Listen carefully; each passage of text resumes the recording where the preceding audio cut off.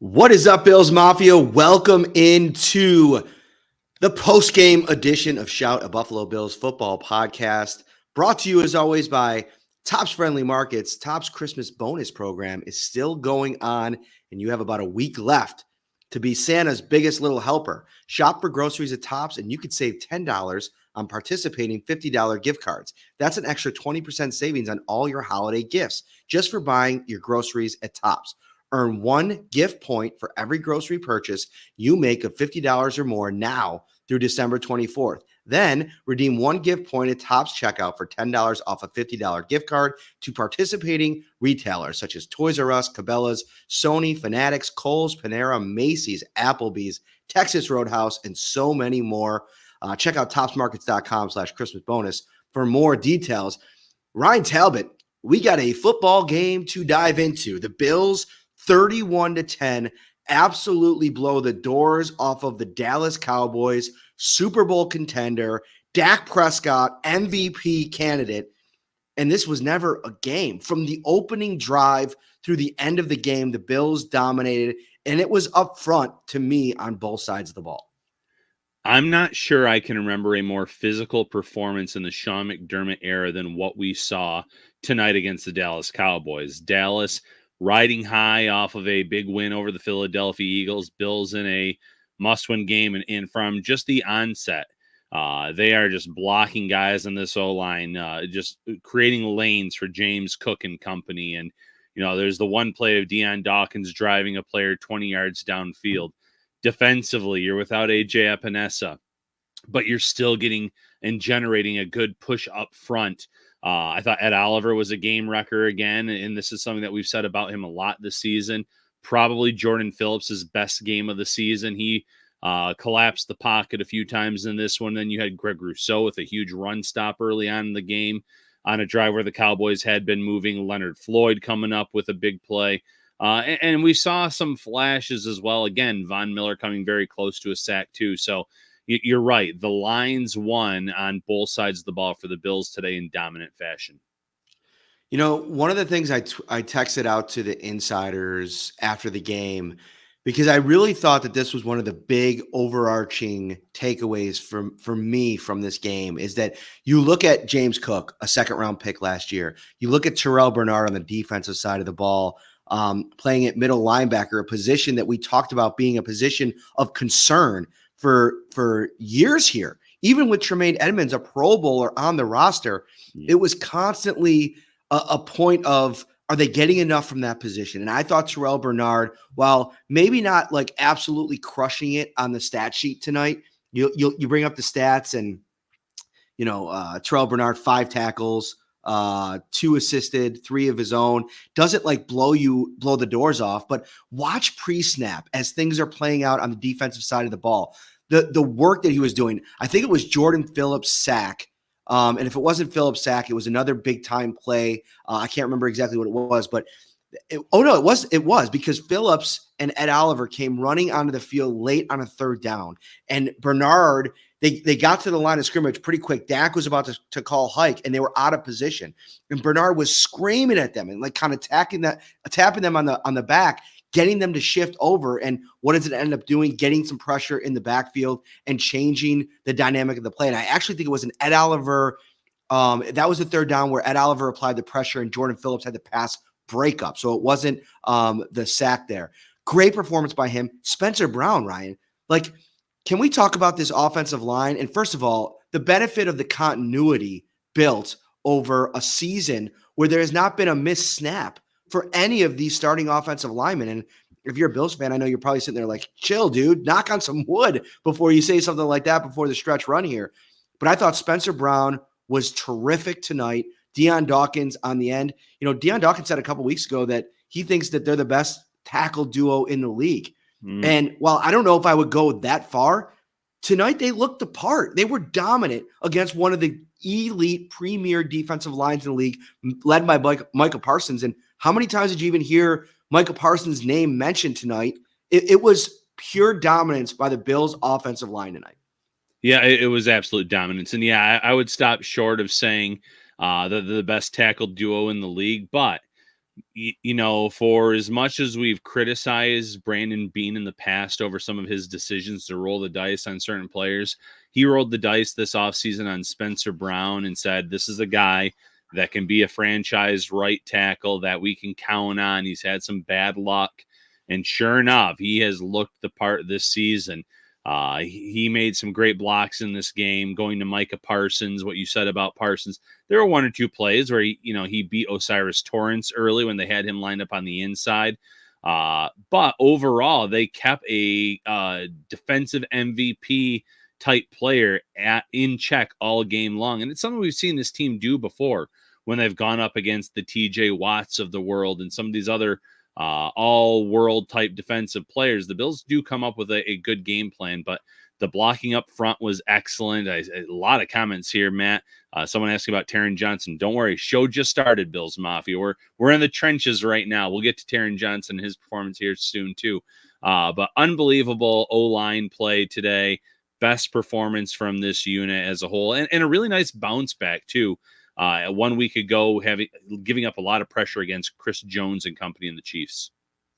We got a super chat here from Carl Tommen. In the JA-17 era, this is the O-line that fans have been begging for. And, I think you're absolutely correct. I think Connor McGovern was this under-the-radar guard that they went out and get. And they realized that his strength was in pass protection. But you come into a game like this, and you're able to run the ball the way that they did today. And I think part of that's the continuity. The other part of this is the stamp that I feel like Aaron Kromer has put on this offense and how instrumental he's been in the transition from Ken Dorsey to Joe Brady.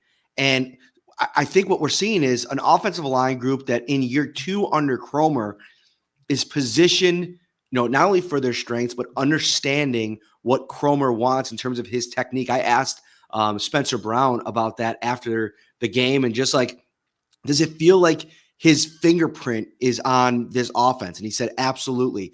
The line is not what it is without Coach Kromer, the best O-line coach I've ever had. You really got to enjoy it while he's here. And even when he's gone, I'll still be using the same technique. And if I become a coach someday, I'll be using his technique as well, because he has his core of what he wants to get done, but he also facilitates to different guys and their strengths. And he sees it the way he communicates with us week to week. He has an open door policy. Anything you want to say, there's no secrets out there. I can't say enough good things about him from a coach or personal perspective. So obviously what they have going on behind closed doors with Kromer has unlocked this offensive line unit. And of course it's important for Josh Allen, but now it's catapulted the story of James Cook into superstardom. Ryan, James Cook right now is the number 3 player in all of the NFL in all-purpose yards, only behind Christian McCaffrey and one other player that I don't have off. Tyreek Hill. Are you kidding me? On a team with Stephon Diggs, the Bills have found their number 2 weapon, and today he played like their number 1 weapon. Yeah, absolutely. And real quick on the O-line, Matt, during the summer, we had Osiris Torrance talking about how he really liked the fact that using, his size, his height, Kromer had specific techniques for him, and we've seen how well that's worked out for him. We have young guys that came in late in this game, Ryan Vandemark, and Ryan Bates has been here for a while. Young guys that are on the inactive list every week, and Alec Anderson. He's done a really good job with these young players. But going back to your point about Connor McDermott and being more of a pass protecting type of player, now that he's been in this system now for over half of a year, you're starting to see him become better as a run blocker too. So things are really gelling with this unit. They've been very healthy up front this year. Kromer deserves a ton of credit for the way that they're playing as of late. And like you said, in that transition over to Joe Brady. As for James Cook, this the game of the week, Matt, the national game of the week, everyone's watching on Fox, and he goes out there and he just absolutely dominates. You saw the patience, you saw the vision, you saw the burst, and you once again got to see what he can do as a pass catcher, running a great route for a touchdown. Could have had 2, had one bounce off of his hands that he would love to have back, but it was an absolutely dominant performance. The Cowboys had to know what was coming time and time again, and they just could not stop him. He always had a way to kind of wiggle forward for a few yards, even if it wasn't a big gainer, but then he was getting big chunks over and over again. On a national stage, James Cook really put his name out there, and unbelievable second season here in Buffalo. Yeah, that's the craziest part of this all to me about James Cook is they have this revelation of a player now in year 2 of a rookie deal at a position where you don't have the luxury of putting a lot of resources behind. With Josh Allen on his deal, you can't really go out there as much as the Bills wanted to go out and bring in a Christian McCaffrey. They did what I think is ultimately the better idea, which is going out and finding a guy that can impact an offense the way that Cook has. And listen, I don't know if Brandon Beane ever envisioned what this looked like today and the kind of heater that Cook has been on over the last 5 games. I mean, he's had over 100 all-purpose yards in 5 straight games. First guy to do that for the Bills since LaShawn McCoy at the running back position. And to me, it's indicative of how much they've trusted in him, the vision that they had when they drafted him. And to me, over the last 2 games, this is what this ultimately they wanted it to be. And now that he's in it, it's not so much that it's like a revelation as much as it's like needed too for this offense. Ryan, look around. Stephon Diggs was good today. Like he had the drop. He made that sensational catch. We can talk about him a little bit more in detail in a minute. But the Bills needed somebody to be the star today. And through 3 quarters before that first catch, it wasn't Diggs. And to me, Cook being able to step up into this role changes everything for them. Listen, there's a really tough path to get into the playoffs. It is a jammed AFC right now. I know what's out there with, the Miami's schedule. They're probably going to drop one to the Dallas Cowboys or the Baltimore Ravens. And then week 18 ends up probably being for the division. And I feel like that's a pretty good path to the playoffs for the Bills. But let's be honest, there's a lot of things that could go wrong along the way that could lead to not making the playoffs. But if they get in with their defense, which we're going to talk about a little bit more in detail here in a minute, playing the way that it has over the last couple of games, holding Patrick Mahomes to 17, holding Dak Prescott to 10, and really, that was a garbage time touchdown. This was an absolutely dominant performance from this defense. Now unlocking James Cook, this offense is now putting so much more on the plate of defensive coordinators preparing for them week to week. Yeah, and again, you don't want to beat up on Ken Dorsey and what he did here, but when you've heard from Sean McDermott saying, you have to play complementary football, he doesn't just mean offense, defense, and special teams working together. I think he wanted a more balanced attack on offense. And while we're not going to have performances like this every week where they lean on the run game and the run game is the majority of the offense, in a game where they needed to be dominant like this, Matt, it worked out for them. And you could count on James Cook, and you could count on Latavius Murray and Ty Johnson when they were given their carries too. All 3 of those backs were running with absolute confidence. Obviously, Cook stealing the show more than anyone else, but this was just it. Sometimes in the conditions and in games, you need to be able to run the ball. You need to be able to chew up clock, and that's exactly what they did in this game. When they had to kick a field goal on their first drive of the third quarter, you felt like, okay, well, that was a touchdown that got away from them. But the silver lining there was that drive lasted, I believe it was 8 minutes and 22 seconds. That was huge because with the Cowboys team having to come back and not being able to do much all game long, it was great to see that they could come out of halftime and still dominate the way that they did. So, you can count on James Cook. You can count on this run game. Teams that are remaining on this Bills schedule in the regular season can't just say, okay, we've got a game plan for Josh Allen trying to throw for 300 some yards, run it a little bit. You have a real weapon now in James Cook that's going to cause fits for teams like the Chargers, the Patriots, and then in the final week of the season, what could be a meaningful game, the Miami Dolphins. As for the logjam, the Bills didn't get a ton of help this weekend. The Lions came through for them, defeating the Broncos, but there were a lot of games that got away from teams late. Minnesota giving up a game that the Bills really could have used over the Bengals. Obviously, today there was the Titans and the Texans, and then you just absolutely had the Bears fall apart late. So not a lot of help, but the Bills just have to keep on handling their own business and see where the chips fall at the end of the season. Um, really excited about the show here tonight. This is the first time ever, Ryan, we're streaming live on 4 different platforms Yeah. for Shout Live. We're live on Facebook, obviously, YouTube. Hit that like button, subscribe to the channel as well. I want to get this thing up over 10,000 subscribers, the Shout podcast YouTube channel. We're live over on X, and we're now also live on Instagram. So follow us over there as well. We got a lot of stuff going on, Ryan. We've got to do a little announcement here. We've been talking about it on the show the last couple of days, but we want to make sure that it's on your radar. This Thursday night, in 4 nights from now, Ryan and I will be live from Turning Stone Resort Casino in Verona, New York, 30 minutes outside of Syracuse, for Shout Live, previewing Bills Chargers. It is going to be a fun time to come together. We'll talk to you about this game. What we think about the outlook for the Bills down the stretch. We'll do the podcast live. We'll use their in-house system at the brand new sports and rec center that they put together there. We're really excited to kick that thing off. And then we'll talk Bills, and we'll have a couple drinks with everybody that comes out. So get us on your calendar. Central New York, Bills Mafia. We are coming on Thursday night. Yeah, Bills Mafia, we know it's a busy time of the year, but join us. It's going to be a great time. First Central New York show. It's going to be unbelievable. Really looking forward to it. Really looking forward to it, and we're really looking forward to this week on the Shout Insider text line. You could become a subscriber right now by texting 716-528-6727.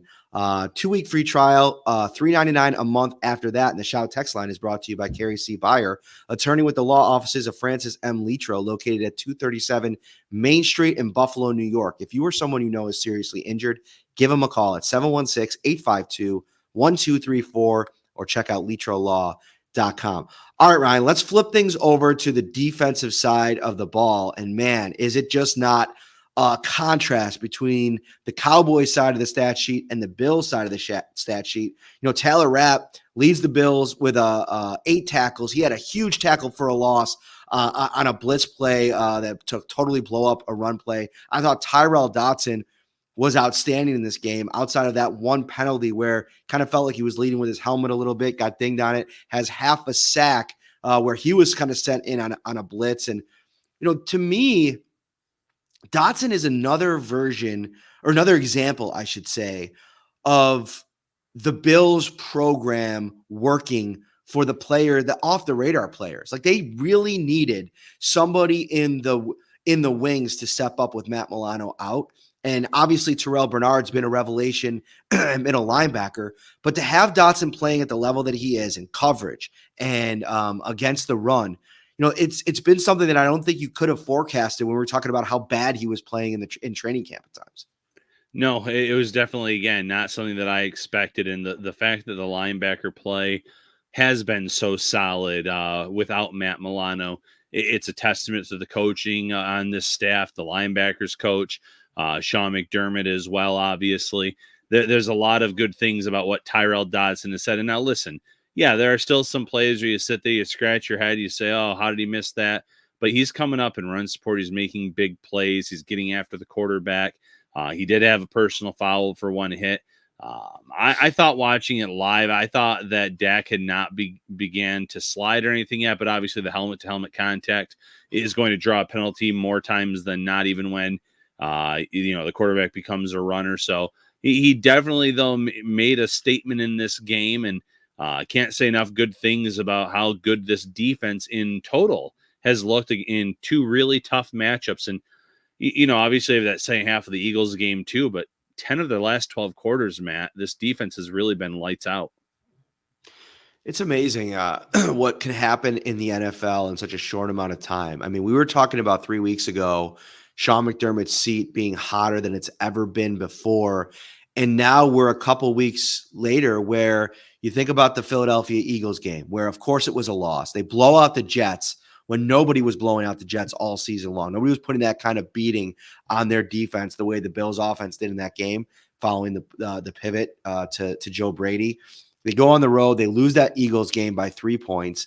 Obviously, the Ty Dunn article comes out, and they follow that up with wins over the defending Super Bowl champion Chiefs, and now a win over what a lot of people were calling the Super Bowl favorites in the Dallas Cowboys, one of the hottest teams in the league, coming off that dominant performance against the Eagles. And now you're in a situation where, the Bills have a couple weeks to go and a lot of things that can kind of happen. But Sean McDermott has him through all of this, all the injuries, all of the unrest around the offense, and with the lull that it hit, in the same position they've kind of been the last couple of years, in the middle of an absolute heater to end the season with a couple of really winnable games on deck before a showdown in Miami. And to me, this is the strength of Sean McDermott beyond everything else. First of all, I asked him afterwards, and he didn't want to take it. He didn't take the bait. He didn't want to give himself any props about leaning into the job and being able to manage, being a head coach and defensive coordinator. Because I think, to me, I extrapolate that a lot from this game. His ability to call a perfect game defensively. Like, I'll call it that. This was about as perfect of a game as you could play against the Dallas Cowboys offense, all while really navigating the game because you didn't really have to. Like, the game was never close enough to have any of those kind of situations come up. I feel like he really has a feel for his personnel. I feel like Leonard Floyd is a guy that's continuing to show you how valuable a signing he was back in June. But I think Sean McDermott at this stage has this team playing at a level where anything's possible if they get into the playoffs.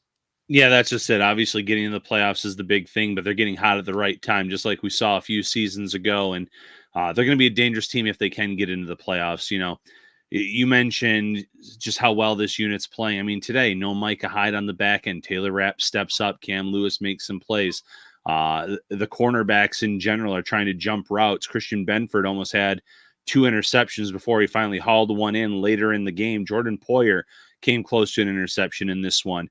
They're playing with a lot of confidence. It's clear that when they're watching tape, they have a good feeling of what players are going to do on certain routes and the way that they're playing it. Taron Johnson, unbelievable performance. Obviously, CeeDee Lamb was having, an offensive player of the year type of season coming into this game, and the Bills really kept him in check. And that whole offense has been scoring, I think it's over the last few weeks, close to 40 points per game. We talked about this going into it. Their 3 losses had all been on the road. Some of them really bad, lopsided ones. And after 3 weeks at home, they came here to Buffalo, and they did not look ready for the elements, which honestly were not terrible. It was rain. It was not a blizzard. It wasn't snow all over the field. But you could tell that they were not built to match Buffalo's physicality and the way that Buffalo was playing in that game. And it got out of hand quickly. So Sean McDermott deserves his kudos for keeping the Cowboys in check, especially when they had to become one-dimensional. Sometimes, that's a blessing, obviously, because you know what they're going to try to do. But sometimes quarterbacks start chucking it downfield and getting big plays or drawing flags. And, everything went well for the Bills tonight. They didn't draw many penalties. Their coverage was outstanding. They were getting pressure. And then offensively, obviously, the way they were able to run the ball down Dallas's throat was just something that I'm sure the Dolphins are going to get right to the drawing board for, because they have some pretty talented backs themselves. They might have given a blueprint to a team they don't want to see and knock off the Cowboys next week. Yeah, I mean, the Bills staying out of third down situations, 5 for 9 when they did come up. They went 3 for 4 in the red zone, 28 first downs in the game. They ran 65 offensive plays to 57 for the Cowboys. The time of possession, 35 minutes to 24:55 for the Cowboys. This was an absolutely dominant performance on both sides of the ball. And, one of the matchups going into this game that we talked a little bit about on the preview show was Taron Johnson against CeeDee Lamb. And I think you come out of this talking about how great of a player and valuable player that Taron Johnson is. And we talked about this early in the season. Like, who could the Bills lose on the defensive side of the ball that they could least afford to lose, right? We had that conversation with Daquan Jones. Oh, is that the little buddy? Yeah, that's right. He wants to be on the show. Aboard here. He's got his Christmas sweater on. He's ready. So here's what happened. Reggie must have saw Kennedy try to get on the show, my daughter, a couple of days ago. And he's like, hey, she's not stealing the spotlight. It's Reggie time on the show podcast tonight. Taron, at this stage with Milano and Daquan Jones now out, and obviously the future prospect of Daquan Jones returning is probably a little bit better than Matt Milano, who's kind of been ruled out for the season by Sean McDermott. We'll see how that progresses. to me, Taron Johnson's the most valuable guy on this team on the defensive side of the ball. I mean, the way that he's able to match up on some of those interior players. He had a pass breakup today and a tackle that was absolutely vital to a few of these defensive possessions for the Bills. You can't overstate not only his value, but also probably what it's meant to in a year where the safety play is probably taking a bit of a dip overall. I thought the safeties played really well today, Jordan Poyer included. But Benford's playing as a young player. You got Rasul Douglas, who's still kind of getting acclimated. Taron Johnson has been that, I feel like, that stabilizing force. And oh, by the way, Sean McDermott sprinkled in on 3 or 4 snaps today, a little Balin Spector and some 4-3 looks. Yeah, so Taron Johnson, first and foremost, I think he does get his flowers from the fan base. I think the fans do appreciate him. But I would argue that over the course of his career in Buffalo, he has probably been the best nickel cornerback in this league. He had one down season. I want to say it might have been year 2 in his sophomore season. But overall, this guy has been lights out for Buffalo. He has been a big component for why Sean McDermott or Leslie Frazier's defense has really worked for this team. The fact that he's had a lot of durability, been able to stay healthy has been a major factor for the team throughout his career, but especially this year because he's been dinged up a few times, but he's been able to play through a lot of it. And today, like you said, he shows up in a big-time way, makes a few plays, jumps a route near the sideline that he almost intercepts.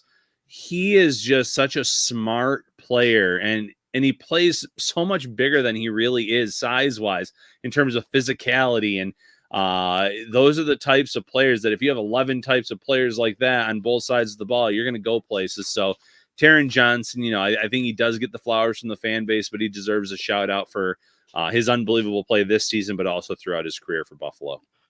If you're watching on YouTube, hit that like button, subscribe to the channel as well. Offensively, I was really impressed with the diversity of the personnel usage for Joe Brady in this game. I mean, we saw, I think part of what made the run game so successful with James Cook was the way he utilized the personnel package and what they really do well in certain spots. You see a lot of their tackles getting out in space, getting a chance to tap into that athleticism. When they went heavy, I felt like there wasn't really even a lot of gimmick to it at times. It was our guys against your guys, and we're going to run over you, and that's the way that we're going to play this game. And I don't think the Dallas Cowboys were up to the task from a physical perspective, and Joe Brady realized that. And everybody who spoke post-game talked about how important that was to this win. And now we're sitting here 4 games into the Joe Brady era of this offense. I tweeted it during the game. Maybe remove that interim tag off of the OC title, but it's just been to the point where he's understood in most of the games, all of the games really, even the Kansas City game where at times it felt like the offense was struggling. The really good drives, I feel like he leaned into what they do really well. I think that the team, the players are feeding off the confidence that the offensive coordinator has instilled into leaning into what they really do well. And that is, just taking away some of the, annoying parts of this offense, like over targeting Gabe Davis, over targeting Stephon Diggs when it's not working. I mean, if you look at this game tonight, it's a perfect example of where, all right, it was 5 targets for Stephon Diggs, 4 catches, 48 yards. He had a really solid game. He had 1 drop. But the rest of the offense, and I know he only threw it 15 times, Josh Allen did, but it was smart play calling. And I felt like they did a really good job in the personnel packages that they ran. Yeah, personnel packages, David Edwards coming out a few times and absolutely getting out in front and making some great blocks. The way that they use their talent. And listen, you see criticism for Gabe Davis. I get it. He didn't have a catch in this one. There was the deep ball that he kind of, I don't know if he just lost it or what, but didn't make any effort to come back for and catch. But his blocking has been unbelievable. The way that they're lining these guys up and utilizing them at times has been nothing short of great. And, Josh Allen, if you would have told me that he'd exit the game in the fourth quarter with less than 100 yards, I would have wondered, were the Bills getting blown out in this situation, but they didn't need him to do much tonight. They needed him to make a few plays here and there with his legs, with his arm, and he did that. The spectacular, more so the spectacular catch by Stephon Diggs on the third down play, but using his legs, getting that pass to James Cook in the end zone. They stayed true to what was working. And there were even times where I was like, okay, it's a run. It's a run. It's a run. And I was expecting them to be trying to set that up for a play action or something, but they just kept pounding it down the throats of the Cowboys because that's what was working. And, kudos to Joe Brady for that, because it would have been very easy to say, well, we have Josh Allen and, the run game's working. So he wanted to hit him with a pass. They knew it was the conditions, especially in the second half. It was rainy. It was wet. They stayed true to themselves and what was working. And at the end of the day, the Cowboys never really made this much of a serious game. They didn't. Hit that like button, subscribe to the channel. Almost 500 watching live on YouTube, 700 across all of our platforms. You guys are awesome here. Late on a Sunday night, halftime of the Ravens-Jacksonville Jags game. And it's interesting, right? Because the Jags, with a loss tonight, go to 8-6 and make things very interesting in the AFC South, with the Houston Texans winning today. CJ Stroud likely comes back next week and turns that into a very interesting situation. And obviously Jacksonville is another team that, should they enter the mix as a wild card contender with the Bills, that is a team that holds the head-to-head tiebreaker over the Bills. But interestingly enough, if you take a look at the Jacksonville Jaguars and the end of their season here, they play at Tampa Bay, at home against Carolina, and then at Tennessee. Pretty easy schedule for them. So it's one of those things where I think you're probably gonna hope that Houston kind of falls out of this thing, and the Jacksonville Jags probably kind of stay atop there, because if they fall into the wild card spot, that means that Houston is winning and taking another potential wild card spot away from the Bills. And then, man, we could be sitting here in a couple weeks, Ryan, talking about the only path to the playoffs, if things go a certain way, is to win the division if Miami drops one of these games in the next 2 weeks. Yeah, and again, if you throw Jacksonville into the mix of a wild card and the Texans take the division, it complicates things, because like you said, that's another team that has the head-to-head win, and you saw the Bengals finding ways to win. And I know the Broncos lost this week, but they're still technically in the mix of things.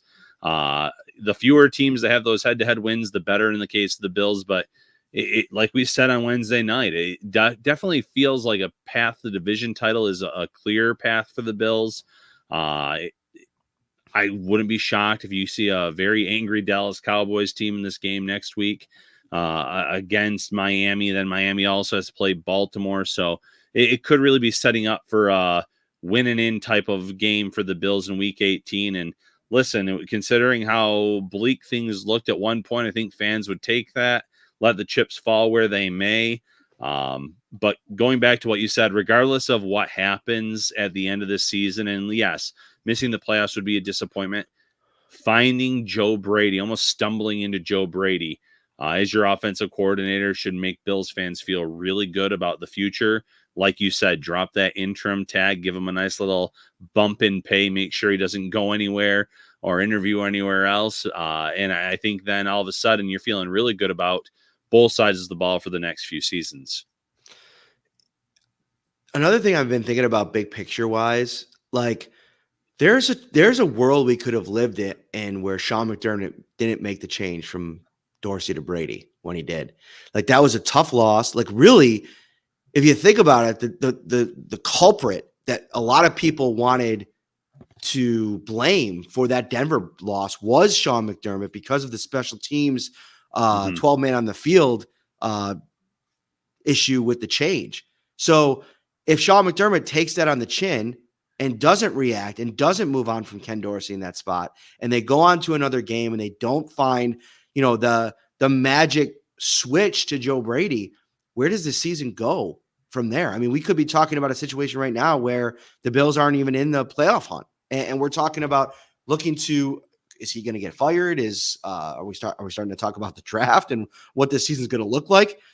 I think McDermott does deserve some credit, because a lot of times, one thing too that happens with head coaches is feeling loyalty to their people. Ken Dorsey goes back to Carolina with Sean McDermott, and every single time that it's come up since Dorsey was relieved.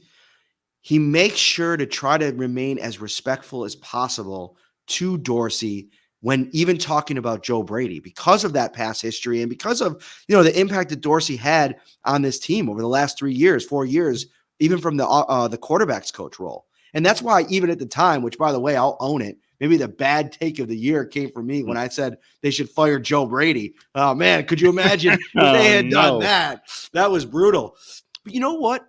I've been spending a couple hours here thinking about that because it was brought up in the press box because I was talking about it with Joe Biscaglia from The Athletic.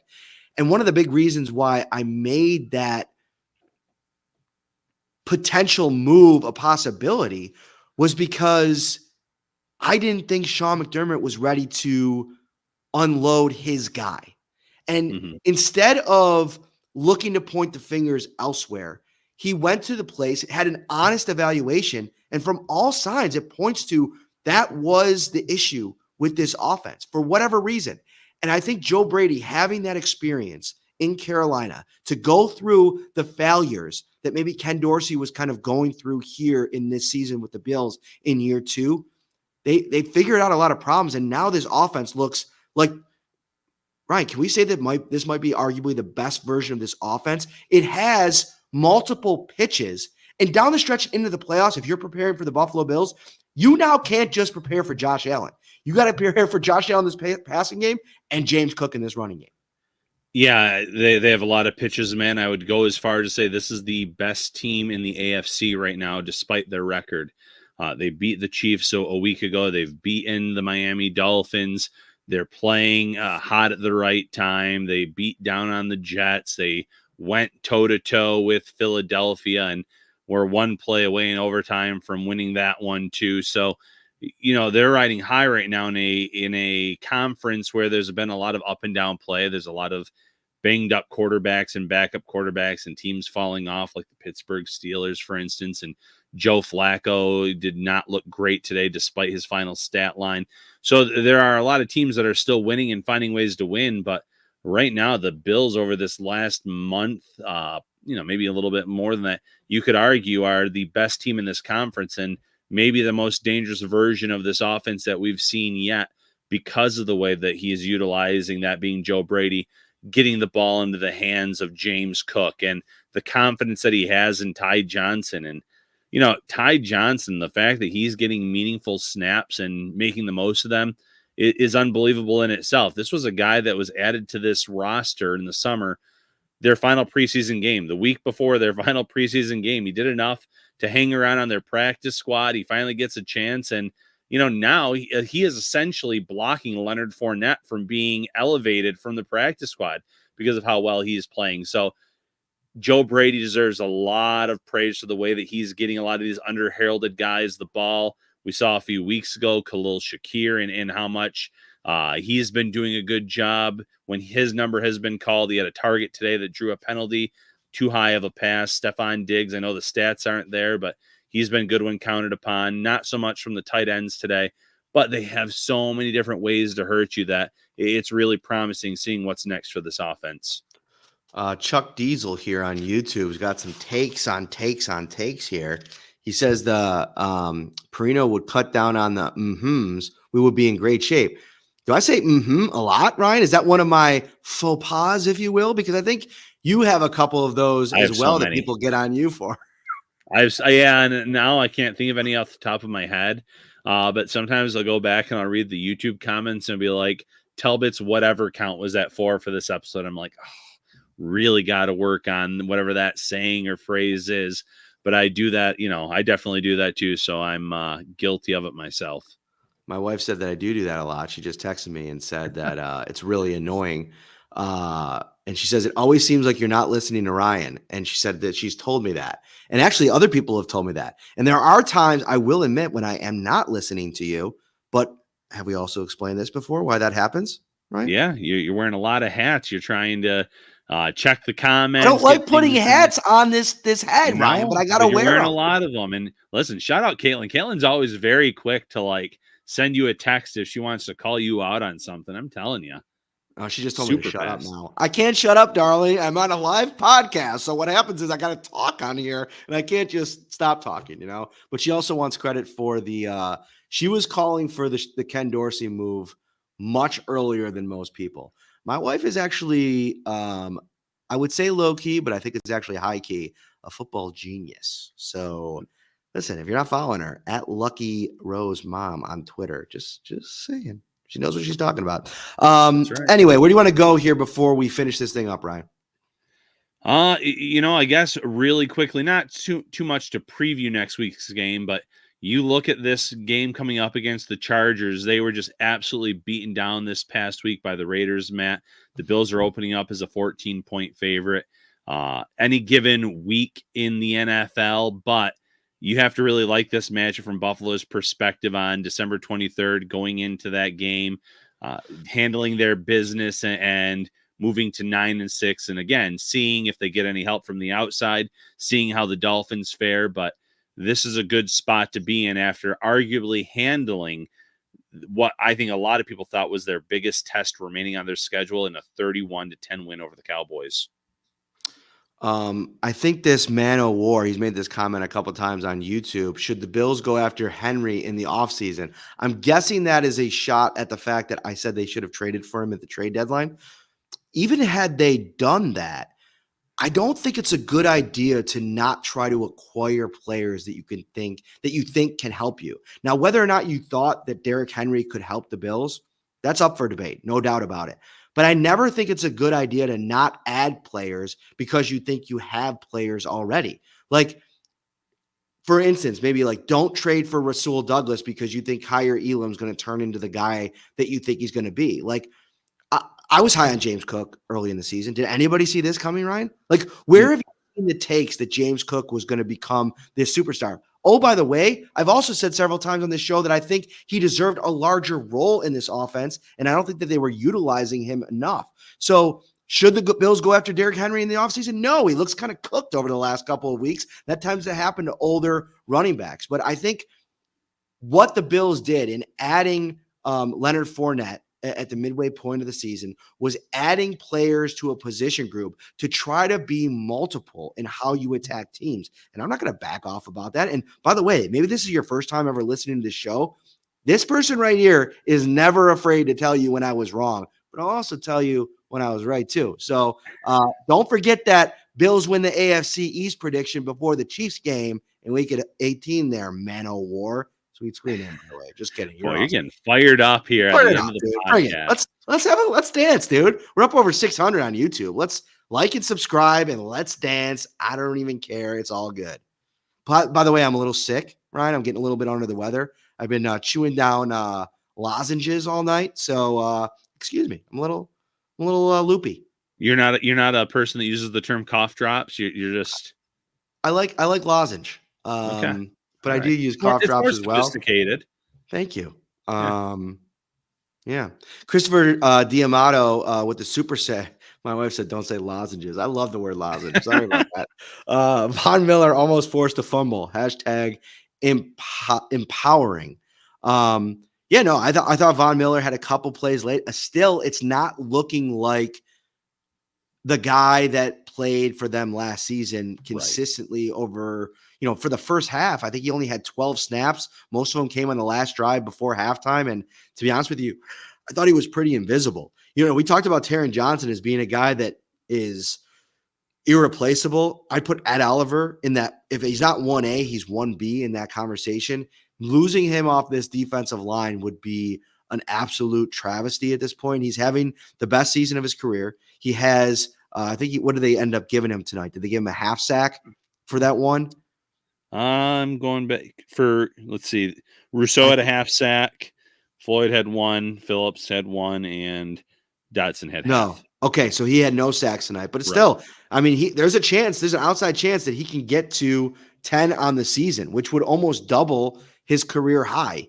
And like everybody tells you, it's not all about just the sack production. It's the times that he's around the quarterback, the pressure that he provides. I think he's top 10 in terms of pressure generated according to Pro Football Focus on the season. He's having a an outstanding season. He's already set a career high with the 6.5 sacks, and there's 3 games to go. Yeah, unbelievable performance.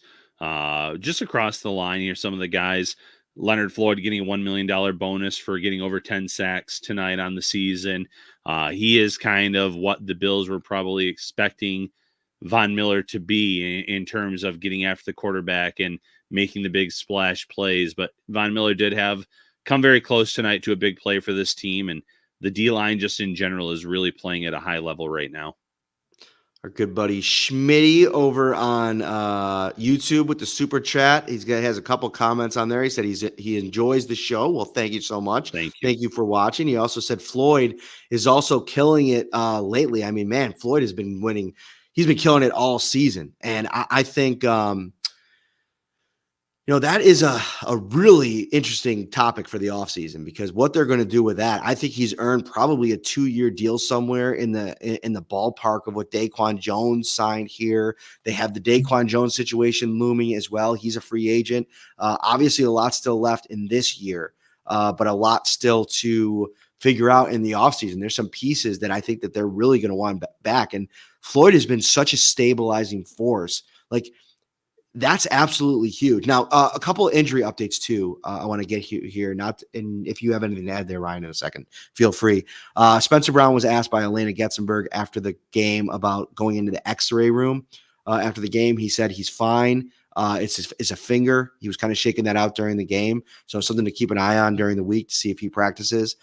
Ty Johnson left with that shoulder. He went back into the game. He went into the X-ray room after as well, so we'll keep an eye on that. Jordan Phillips left this game with a was it a wrist injury that he was banged up with? So that could maybe open the door to maybe Poona Ford getting activated next week in LA. Give him a chance to kind of recuperate from the wrist injury, whatever that looks like. This was the best Jordan Phillips game of the season, Ryan. It was. Absolutely. Yeah. I mean, it could be a Poona Ford game.